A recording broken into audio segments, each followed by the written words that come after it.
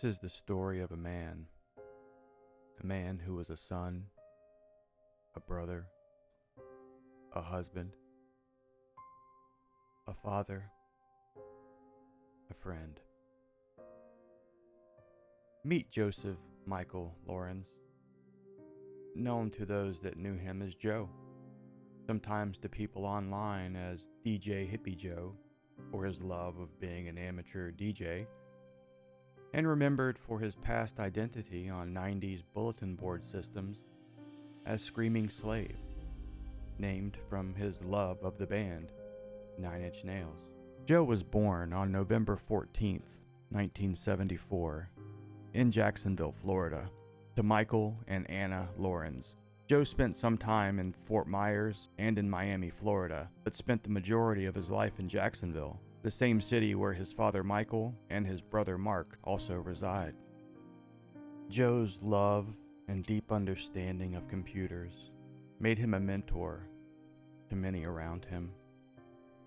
Joe had worked for the Florida Blue Cross Blue Shield Insurance Company in their IT department since the mid-1990s, a field in which he excelled and was well respected by his peers. Though Joe loved computers, it was more his love of music that would lead him to meeting the love of his life. Meet Erin Renee Moneyhan from the nearby town of Yulee, Florida. Joe adored Erin for her revolutionary spirit and unwillingness to conform to the status quo. Joe and Erin both had a love for industrial music by bands such as Nine Inch Nails, Ministry, and Skinny Puppy. Erin was almost a year older than Joe, being born on December 14th, 1973, and it was her revolutionary spirit that surprised everyone in the early months of 1994 when she would announce to her friends and family that her and Joe were expecting a child. On October 12th, 1994, Joe and Erin welcomed their baby boy into the world. They named their baby Trenton Nivek Lorenz. The first name was chosen for Trent Reznor, frontman of Nine Inch Nails, and his middle name, Nivek, which is Kevin spelled backwards, was chosen for Kevin Ogilvy, also known as Nivek Ogre, lead singer of the band Skinny Puppy. For the next 2.5 decades, the family would stay together as they started their journey, living in Yulee, Florida, before eventually moving back to Joe's hometown in Jacksonville, Florida, where they would live as a family, eventually becoming married around the year 2000. Parenthood was a major shock to both Joe and Erin, but they were able to face all challenges head on, with the help of Erin and Joe's extended family support.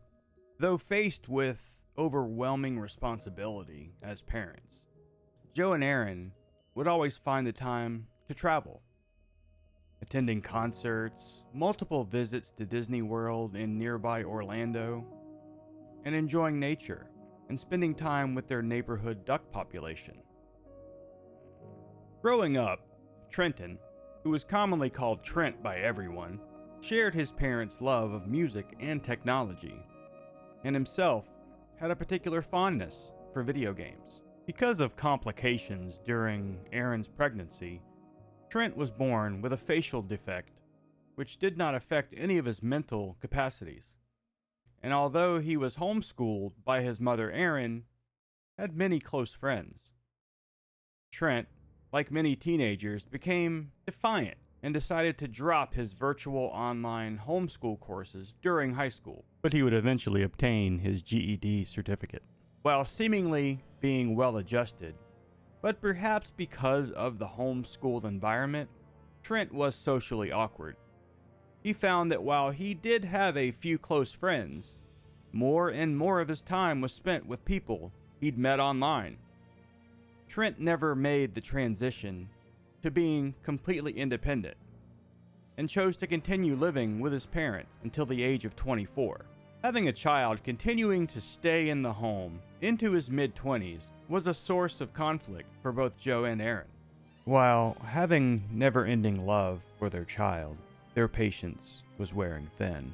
Trent did try to contribute from time to time. His last employment was checking the status of traded cell phones through a database to determine if they'd been stolen. This employment ended around November of 2018. After losing his job, Trent became increasingly withdrawn and spent most of his nights playing video games into the morning hours when the sun was about to come up. Choosing to go to sleep when most in the household are starting their day was another source of conflict.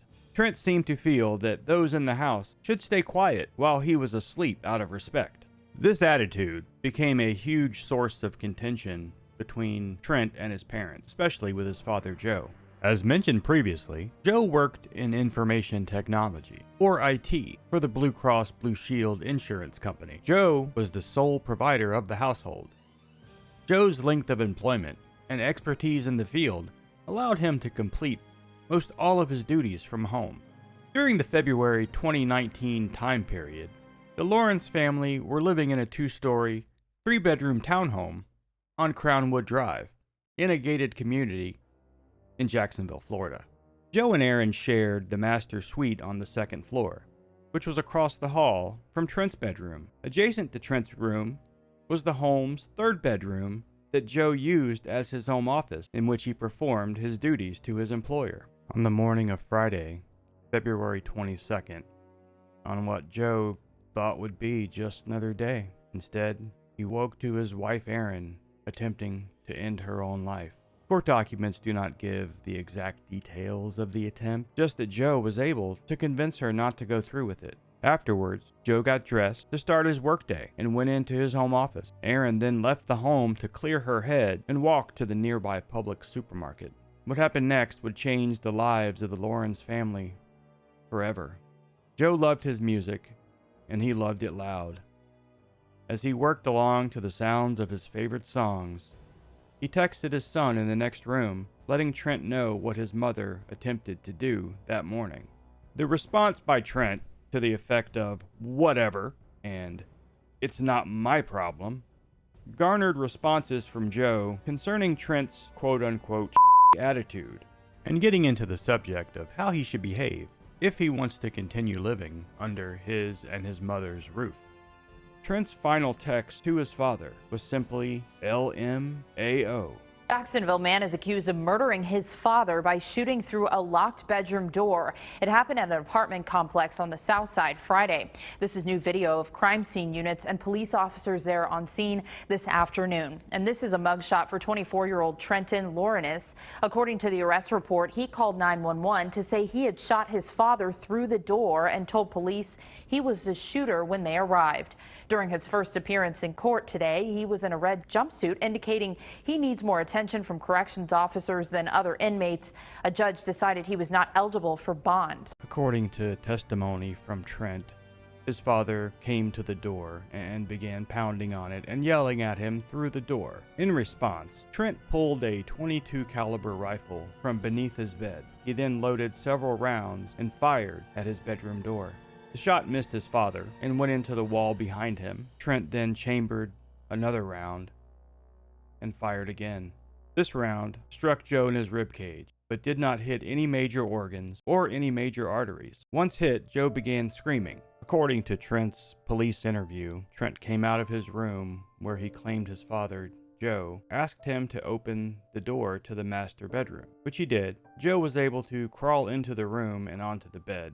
Trent claimed that his father demanded that he not call 911 or the hospital. After shooting his father, Trent left the home on foot. Court documents show that he sent text messages to at least 2 friends, telling them how he, quote-unquote, really f***ed up. Trent then made the decision to make a phone call. His phone call was to his maternal grandparent, who live about 1 hour away in the nearby town of Yulee, Florida. The decision to call his mother's parents was surprising because his paternal grandfather, Michael Lawrence, and his uncle, Joe's younger brother, Mark Lawrence, live in the very same city as Trent and his family. Trent spent over an hour on the phone with his maternal grandparents. The call with Aaron's parents only ended because they were en route to the scene of the crime. The call ended once they arrived at the home. All new at 6 tonight, the family of a man murdered in his Southside home once Joseph Lawrence was found shot behind a locked door outside his Southside home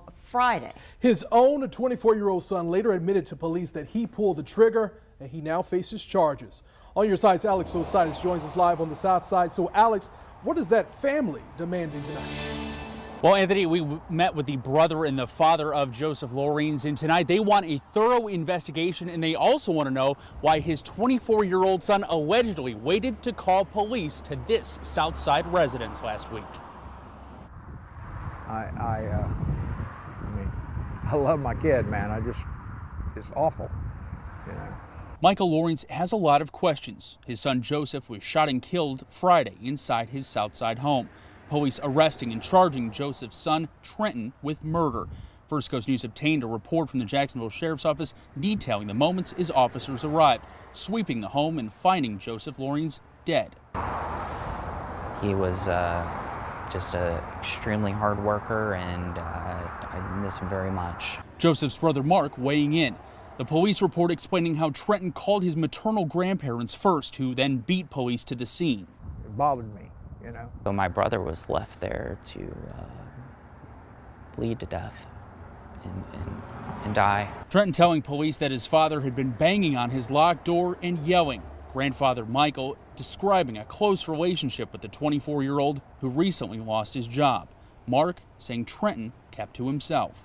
And he never wanted to go out anywhere, and he was a very secluded individual. Who police say was murdered by his own son is speaking to Action News Jax. Joseph Lawrence was killed in his home on the South Side.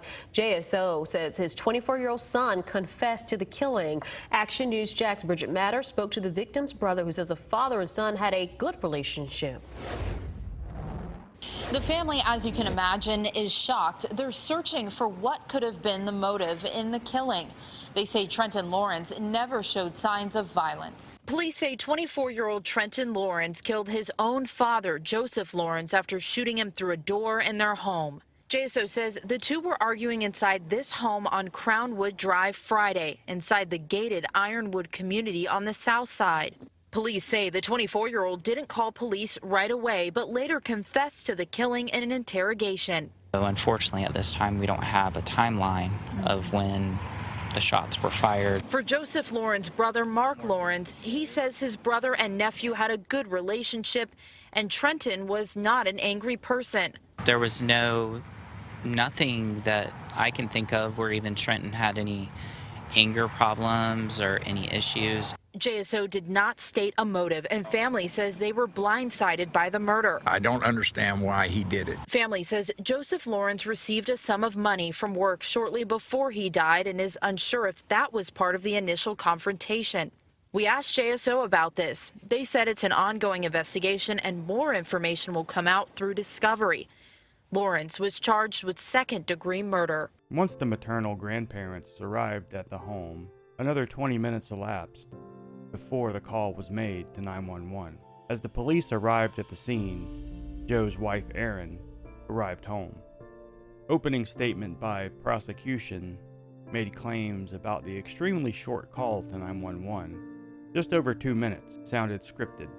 Trent never denied that he was the shooter, but insisted that he fired the gun in self-defense and thought that his life was in danger. Trent was arrested and taken to the Jacksonville Sheriff's Office Police Memorial Building and interviewed around 7 p.m. on February 22, 2019. He was later officially booked for second-degree murder. In the days following Joe's death, information was almost non-existent, and what was out there was confusing and suspicious. Joe was immediately cremated in a ceremony that was not known about, nor invitations given to any of his close friends or his family. Erin, who was always very active on social media, was uncharacteristically quiet, which given the circumstances is completely understandable. Instead of Joe's family or Erin's family being tasked with keeping all that loved him informed, a friend of Aaron named Byron was reaching out to a select few that he personally knew. Weeks later, on March 14th, 2019, there was a celebration of life held at a Jacksonville bar named Jackrabbits. Trent's trial began on December 3rd, 2019, and lasted until April 1st, 2020. On April 3rd, 2020, Trent was found guilty on one count of second-degree murder, to which he received 35 years, and also found guilty on one count of throwing a deadly missile for the first bullet fired that missed its mark. He received a sentence of 20 years for this charge. The sentences are to be served consecutively. Given Florida's tough parole laws, it is likely that he will have to serve 100% of the murder charge, and at least 85%, or 17 years, of the second charge. Trent is currently scheduled to be released on December 10th, 2074, when he will be 80 years old. While it does seem that justice has been served, many questions asked were never answered during the trial. No one else had to answer for their part in this, if any.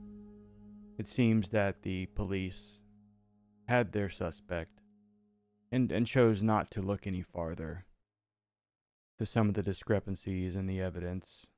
It's unfortunate that in the year 2019, someone is shot in the stomach with a small caliber .22 round and dies from that. If medical attention had been given, there's little doubt that Joe would be here with us today. I hope you found this story interesting. Hopefully it made you think about how fragile and unpredictable life can be. This story has a personal connection to me.